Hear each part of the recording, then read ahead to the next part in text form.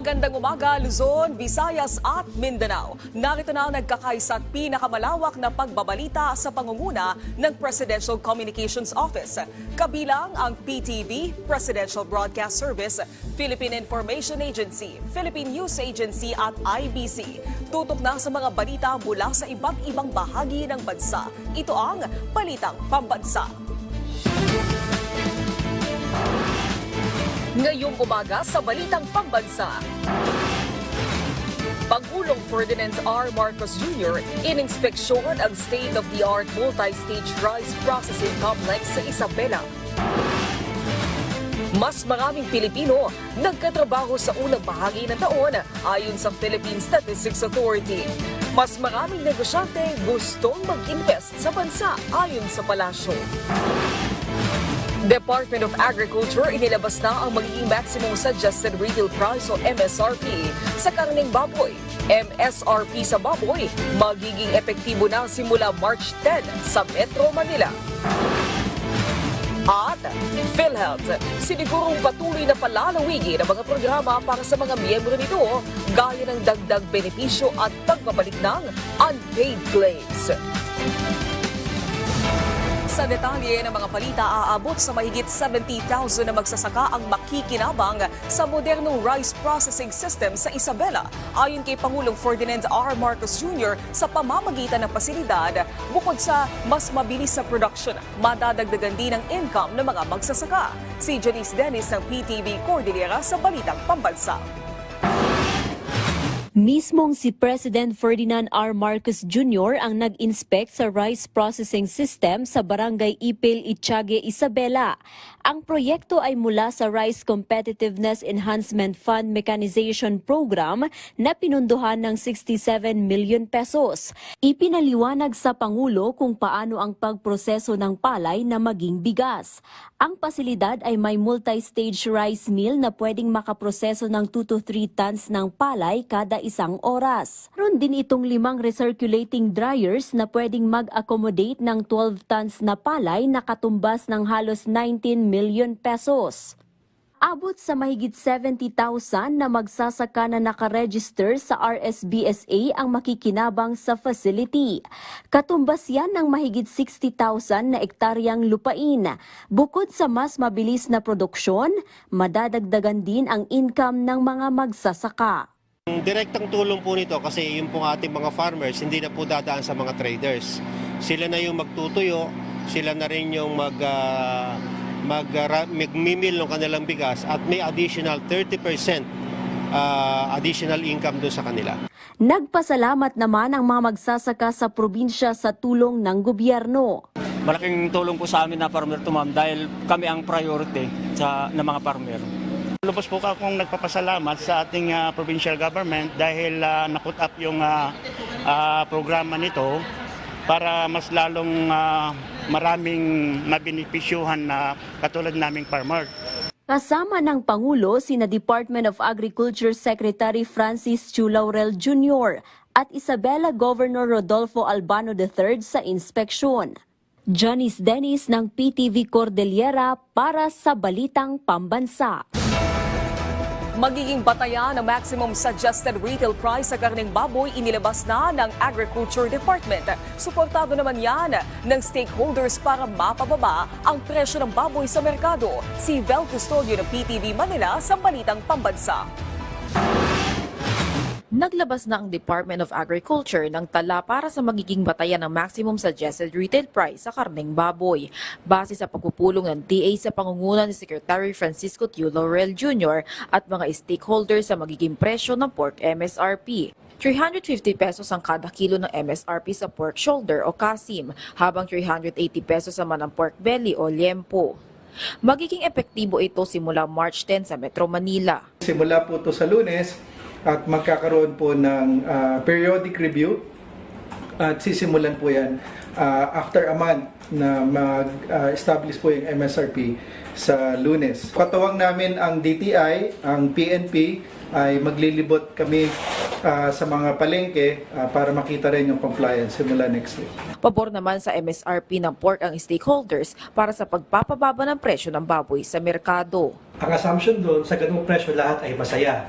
So mula sa farm gate hanggang sa biyahero, traders, retailers, yung 380 sa liempo at 350 sa kasim at pigi.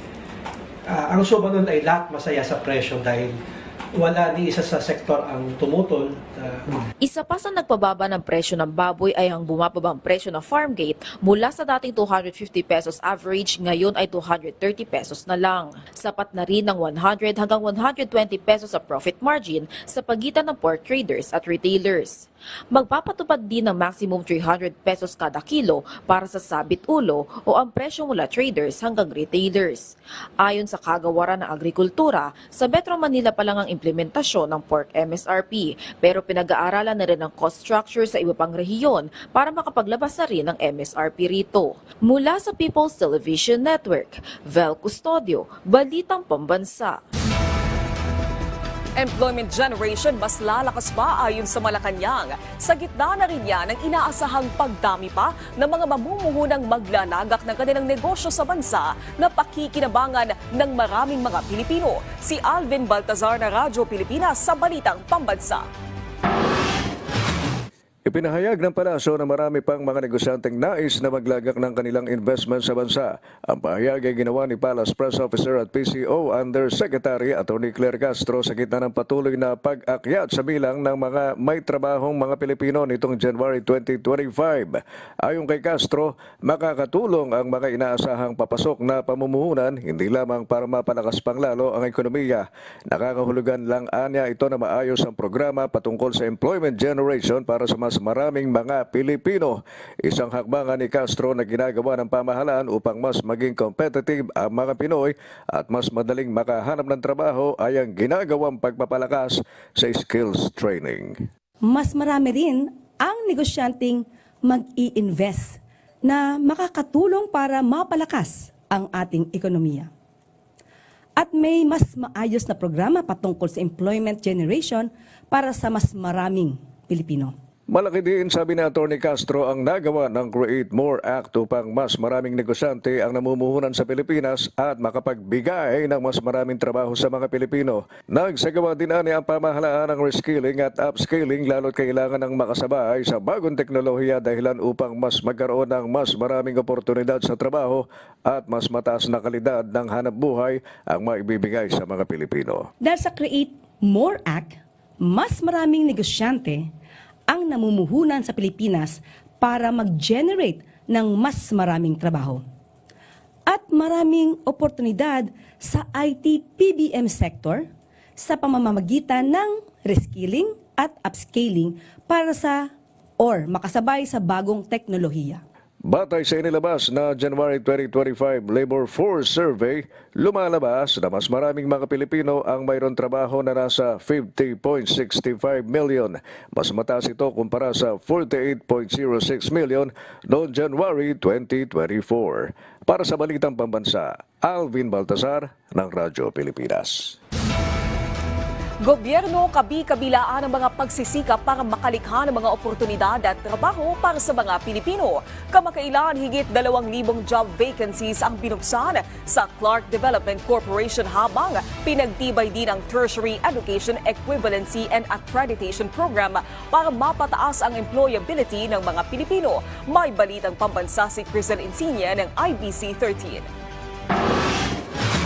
Patuloy ang pamahalaan sa paggawa ng mga hakbang upang mas gumanda ang resulta ng pagsisikap na mapadami ang mga Pilipinong may trabaho at mapataas ang kaalaman ng publiko. Noong nakaraang araw lang din, ibinalita ng Malacanang at ng Clark Development Corporation na nagkaroon ng job opening sa kumpanya kung saan lagpas 2,000 job vacancies ang kanilang handog para sa ICT industry, business process outsourcing, industrial industry, kasama na dito ang service industries kagaya ng mga bus drivers, gayon din ang tourism at hospitality industry. Of course, unang-una po, kailangan po talaga natin magkaroon ng maraming investors. Bakit? It will generate income. It will allow Filipinos to be employed.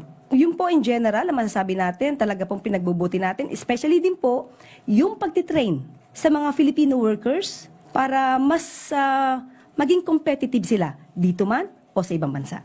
Hindi lang yan, dahil ang pinirmahang Republic Act No. 12124 o ang Tertiary Education Equivalency and Accreditation Program ay hindi lang basta makakatulong sa pagtaas ng kalidad ng edukasyon sa bansa. Binibigyan kasi ang Commission on Higher Education ng kakayahan na maggawad ng equivalent college degree sa mga manggagawang Pinoy na hindi nakakuha noon ng degree base sa kanilang kakayahan nang hindi na kinakailangang dumaan sa tradisyonal na pag-aaral. Sa ngayon naman, pinag-aaralan daw ng pamahalaan ang K-12 curriculum.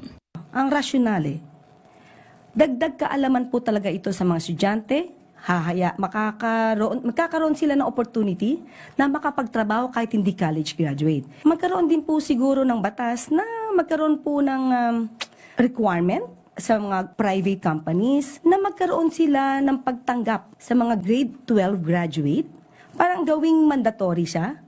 Sa kasalukuyan kasi, prerogative o voluntary pa lang ng mga kumpanya ang pag-hire ng mga grade 12 graduates. Kaya kung magkakaroon naman ng batas, mas pag-iigtingin din ang kaalaman ng mga estudyante para magkaroon ng magandang resulta. Mula sa IBC 30, Crizel Insigne para sa Balitang Pambansa. Kasado na ang panibagong campaign rally ng Alyansa para sa Bagong Pilipinas sa Pili, Camarines Sur ngayong araw. Si Mela Lesmoras ng PTV sa Balitang Pambansa. Mela? Naomi, inaabangan na ng mga Bicolano ang pagbisita ni Pangulong Ferdinand R. Marcos Jr. Jam-pack ang schedule ng presidente ngayong hapon. Kasado na ang panibagong campaign rally ng Alyansa para sa Bagong Pilipinas sa Pili, Camarines Sur ngayong araw. Mismong si Pangulong Ferdinand R. Marcos Jr. ang mangunguna sa kampanya. Dito'y personal niyang ikakampanya ang mga pambato sa pagkasenador ng administrasyon sa Hatol ng Bayan 2025. Kabilang na sina dating DILG Secretary Benher Abalos at Makati City Mayor Abby Binay, mga senador na sina Bong Revilla, Pia Cayetano, Lito Lapid, Amy Marcos at Francis Tolentino, mga kongresistang sina Erwin Tulfo at Camille Villar at ang mga naghahangad magbalik Senado na sina Manny Pacquiao, Panfilo Lacson at Tito Soto. Ayon kay Alyansa Campaign Manager Toby Chanco, mahalaga ang pagbisita sa Camp Sur bilang isa sa pinakamayaman at pinakamalaking probinsya sa Bicol. Kanya-kanyang latag mamaya ang alyansa sa kanilang plataporma at desidido silang maghatid ng makabuluhang resulta at hindi lamang basta mga pangako. Bukod naman sa pakikiisa sa Alyansa Campaign Rally, inaasang bibisita rin ang presidente sa iba pang malakihang government initiative sa probinsya. At yan muna ang latest, Naomi. Maraming salamat, Mela Lesmoras. Samantala, arangkada na mamaya ang trabaho sa Bagong Pilipinas sa Camarines Sur. Layunin nito na mabigyan ng oportunidad ang mga Bicolano. Si Vanessa Nieva pa sa Radyo Pilipinas Naga para sa Balitang Pambansa. Mahigit sa 3,000 trabaho ang naghihintay sa mga Bicolano sa gagawing trabaho para sa Bagong Pilipinas ng Department of Labor and Employment ngayong araw dito sa Fuerte Camsur Sports Complex, Pili, Camarines Sur. Batay sa abiso ng DOLE, nasa 35 employers mula sa iba't ibang industriya gaya ng business process outsourcing, transportation, logistics at tourism ang inaasahang lalahok sa job fair. Kabilang sa mga bakanting posisyon na maaaring applyan ng mga Bicolano ay customer service representatives, sales personnel, HR and finance associate, field reporters, civil engineers at financial analyst. Ang trabaho para sa Bagong Pilipinas ay isa lamang sa mga inisyatiba ng pamahalaan sa ilalim ng pamumuno ni Pangulong Ferdinand Marcos Jr. para mabigyan ng disenteng pamumuhay ang mga Pilipino. At dahil ipinagdiriwang ngayon ang National Women's Month, hangad din ng DOLE na mabigyan ng pagkakataon sa job fair ang mga kababaihan para magkaroon sila ng oportunidad. Samantala, ang mga job seeker ay maaari ding mag-avail sa mga serbisyong iaalok ng iba pang ahensya ng pamahalaan, gaya ng SSS, PhilHealth, NBI, PSA at TESDA upang matulungan sila sa mga kinakailangang dokumento. Mula sa Radyo Pilipinas Naga, Vanessa Nieva Paz para sa Balitang Pambansa. Mas hihigpitan ang paglalaan ng pondo sa mga proyekto sa ilalim ng Philippine Development Plan 2023 to 2028. Ito'y upang matiyak ang tamang pagpondo sa mga prioridad na proyekto ng pamahalaan. May balitang pambansa si Denise Osorio ng PTV. Nilagdaan ng Department of Budget and Management o DBM at ng National Economic and Development Authority o NEDA nitong March 6 ang naturang Joint Memorandum Circular para sa epektibong pamamahagi ng pondo para sa mga priority programs sa ilalim ng Philippine Development Plan o PDP 2023 to 2028. We emphasize that the institutionalization of the PCB is not merely procedural, but we seek concrete actions to break down silos, ensure efficient budget allocation, and effectively rationalize overlapping and redundant programs, activities, and projects. By bringing together programs and initiatives from across different government units, we are creating a unified and cohesive plan to address the needs of our people. Base sa JMC, magtatatag ng Program Convergence Budgeting Steering Committee o PCBSC para matiyak ang pagkakatugma sa pagpapatupad ng PCB sa lahat ng tanggapan ng gobyerno. Ito ay pamumunuan ng NEDA Secretary at co-chair ng DBM Secretary. Ayon kay NEDA Secretary Arsenio Balisacan, kailangang higpitan ang pagbabudget para masigurong naaayon ang mga proyekto sa PDP 2023 to 2028. By tightening the links between planning, programming, and budgeting, PCB plays a critical role in ensuring that scarce public resources are effectively allocated towards programs, activities, and projects that align closely with the President's socio-economic agenda and with our national development strategies and goals. Nakabawi na ang turismo ng Pilipinas. Ngayong buwan lang ng Enero, pumalo sa higit 65 billion pesos ang tourism revenues. Mas mataas yan ng 136.1% noong pre-pandemic o January 2019 na halos 47 billion pesos lang. Nanggaling ang earnings sa iba't ibang activities, produkto at serbisyong may kinalaman sa turismo. Ayon sa Department of Tourism, ang pag-recover ng turismo mula pandemic ay magbibigay ng trabaho sa maraming Pilipino. Ayon sa DOT, halos 1.2 million ang bumisita sa Pilipinas sa unang 2 buwan ng 2025. Mula sa PTV Manila, Denise Osorio para sa Balitang Pambansa. Binawasan para makatipid at mahinang disenyo. Yan ang nakitang dahilan ni Pangulong Ferdinand R. Marcos Jr. kaya gumuho ang tulay sa Kabagan Isabela. Si Kenneth Pasyente ng PTV sa Balitang Pambansa. Bakas pa rin sa Kabagan Santa Maria Bridge sa probinsya ng Isabela ang nangyaring pagguho sa bahagi nito noong nakaraang buwan. Ang truck na ito nakasabit pa sa bahagi ng tulay na nasira, habang ang ibang mga sasakyan at motor nakasadsad pa. Kaya ang mga residente sa overflow bridge na muna dumadaan. Isa na riyan si Teresito na dismayado dahil imbes na sa maayos na tulay dumaraan sa araw-araw, nagtsatsaga na lang sa baku-bakong ruta. Perwisyo na naman talagang pagbiyahe sa mga trabaho. Kaya para malaman ang punot dulo ng insidente, personal na ininspeksyon ni Pangulong Ferdinand R. Marcos Jr. kasama ang kinatawan ng DPWH Region 2 at Central Office, maging ang mga lokal na opisyal ang tulay. Matapos ang kanyang pagsusuri, design flaw o problema sa disenyo ang nakikitang dahilan kaya bumigay ang bahagi ng tulay. Kung tutuusin kasi anya, 1.8 bilyong pisong halaga ng pondo ang nakalaan dito. Pero mas mababa raw ang ginamit. 1 billion para makamura. Ayan, inayos ngayon, ginawa ngayon yung detailed design. Design is really weak. Dahil kung tutusin ninyo, this is supposed to be a suspension bridge, nakasabit. Ganyan yung arko na ganyan, tapos yung bridge suportado ng kable. Ito lang ang suspension bridge na nakita ko sa buong mundo na hindi kable. At yan na mismo ang bumigay. Ayan o. Diyan bumigay yung bakal. Nung una pa lamang din anya ay nakitaan na ito ng problema kaya kailangang isaayos. Nung una pa nga ang ginagawa ito, kasi naging umabot 900 million nata yung original na budget, umabot ng 1.2 dahil nag-refit. Bakit nag-refit? Nung nagko-construction pa lang, may nakita na gumagalaw, na mahina. Kaya kailangan balikan at refit. So, the whole process is The whole process, okay naman. Yung construction, yung contractor, sinundan naman ang plano. By the book naman yung kanyang ginawa, up to specifications yung kanilang ginawa. Yun lang, yung specifications mali. Kaya laking panghihinayang ng punong ehekutibo dahil tila back to zero dahil sa kakailanganing pagkukumpuni ng tulay. We have no choice. We have to go back. So yung nagtitipid tayo, nagtitipid natin sa 1.8 million, useless. Ngayon, babalik na naman tayo, gagastos na naman tayo ng malaki. Papalitan natin yung mga support, parang nagtayo na naman tayo ng bagong tulay.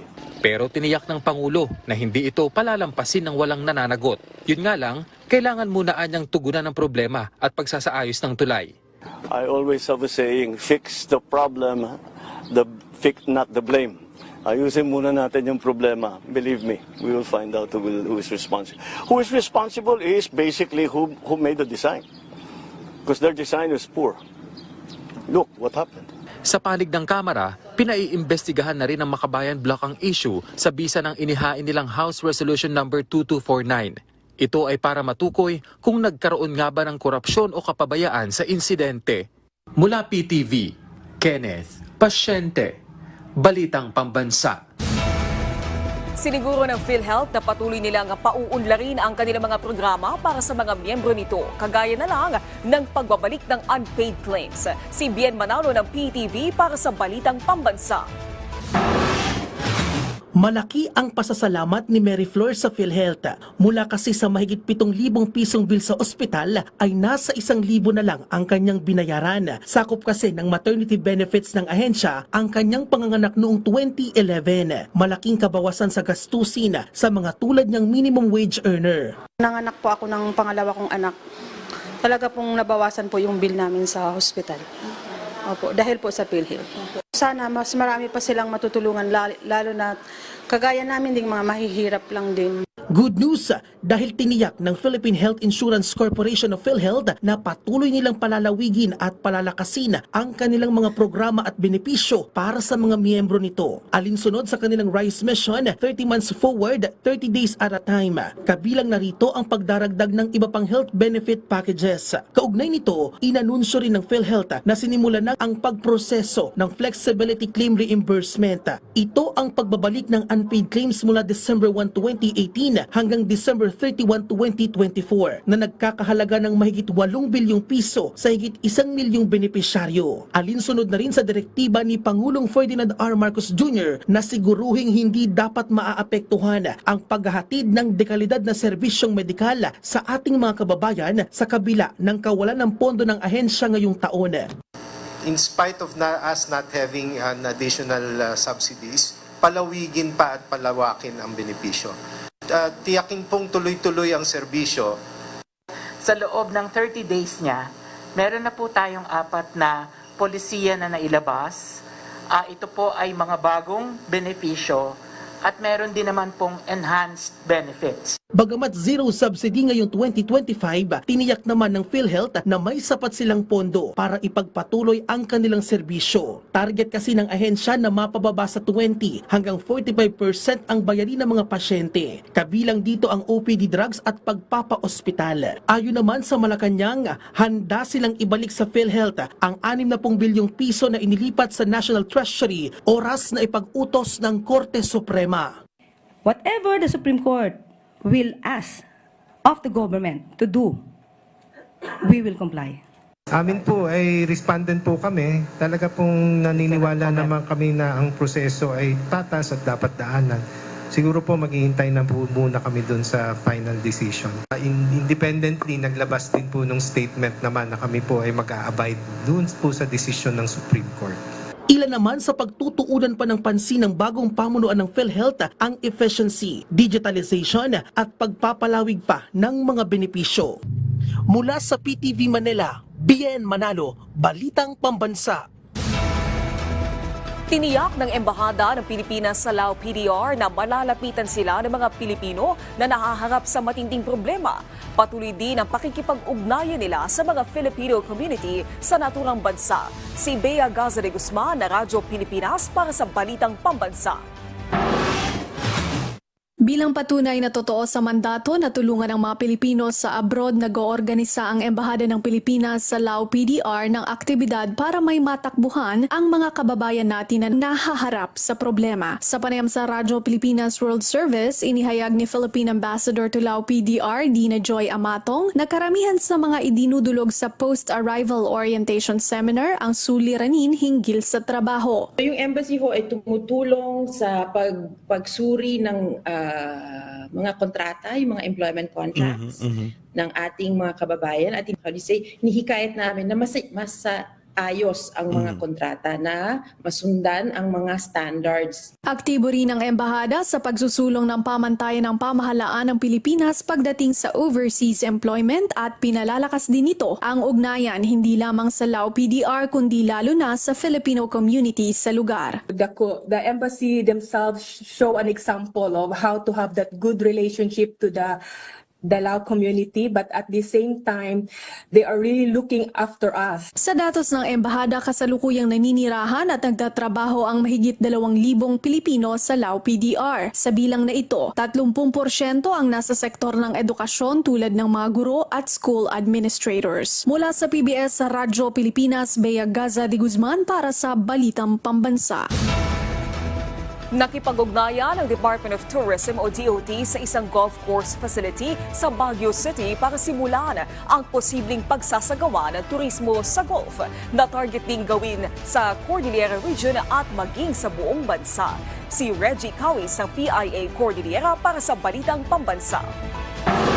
Sinusulong ng Department of Tourism ang golf tourism sa bansa. Sa pagbubukas ng Camp John Hay sa publiko, layunin ng DOT na makipag-ugnayan dito para sa posibleng pagtataguyod ng turismo at golf sa Baguio City. Kamakailan lamang ay isinagawa ang Golf Product Update kung saan nagpulong ang DOT at mga stakeholders ng Camp John Hay Hotels at Camp John Hay Golf para sa nabanggit na layunin. We need your help so that you can come up with a package or a really good price wherein it's not too cheap and it's not too expensive. Remember, there is always a problem when you offer something very cheap.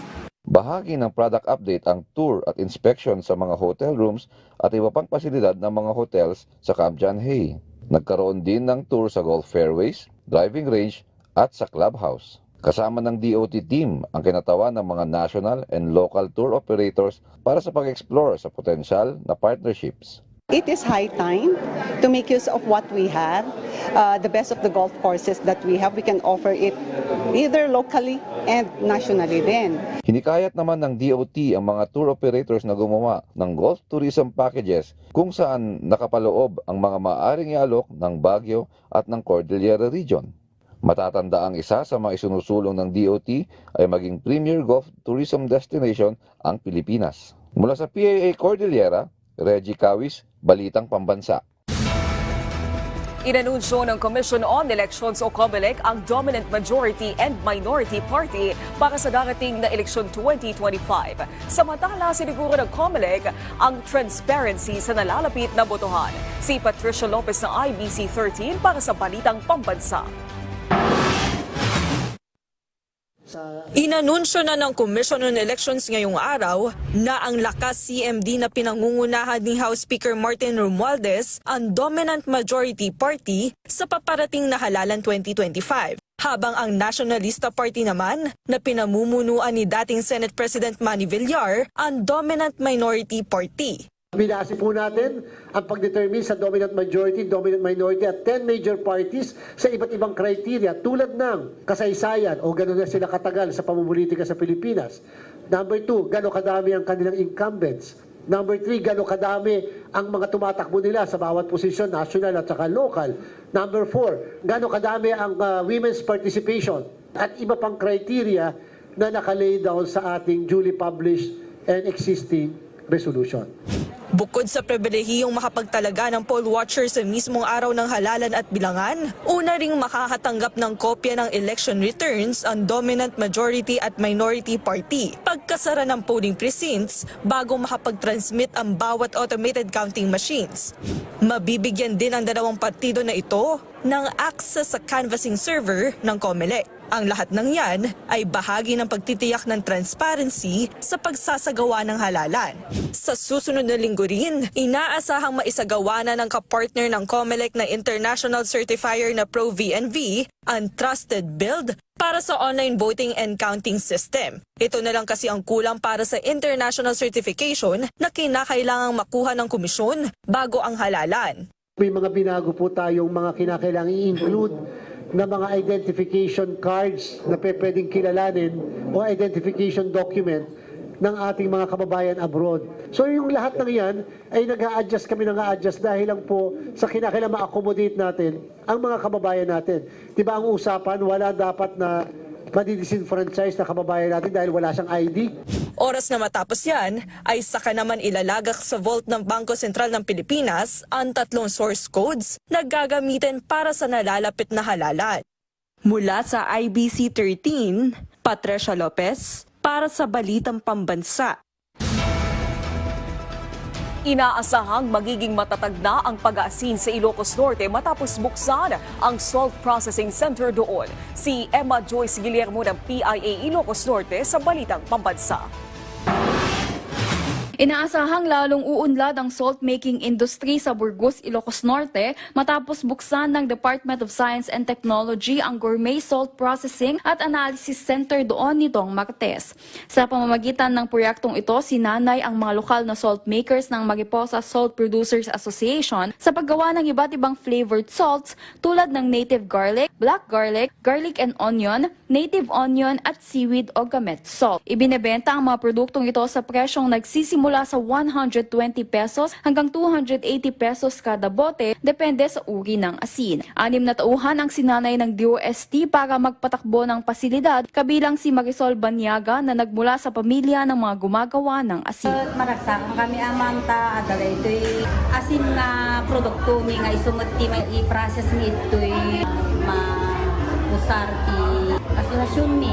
Ayon kay DOST Region 1 Director Teresita Tabaog, sa pamamagitan ng bagong pasilidad na ito, hindi lamang nabibigyan ng bagong halaga at pagkakakilanlan ang lokal na asin na Burgos, kundi nagiging daan din ito para sa mas malawak na oportunidad sa merkado at mas matatag na kabuhayan para sa mga salt makers sa lugar. You can consider this as a specialty salt. Wala pa naman sa Pilipinas ito. And what we thought is come up with a product. Nandun ang source of main raw mat Burgos. Ang proyektong ito ay patunay na sa tulong ng agham at teknolohiya, ang tradisyonal na industriya ay kayang isulong patungo sa isang mas makabago at mapagkakakitaang kinabukasan. Mula sa Philippine Information Agency, Emma Guillermo, Balitang Pambansa. Maraming salamat sa pagsama sa amin ngayong umaga. Tumutok muli sa ating programa mamayang 12:00 ng tanghali kasama ang buong puwersa ng Presidential Communications Office. Ito ang nagkakaisang puwersa ng pagbabalita. Mula sa PTV, ako si Naomi Tiburcio. Ito ang Balitang Pambansa.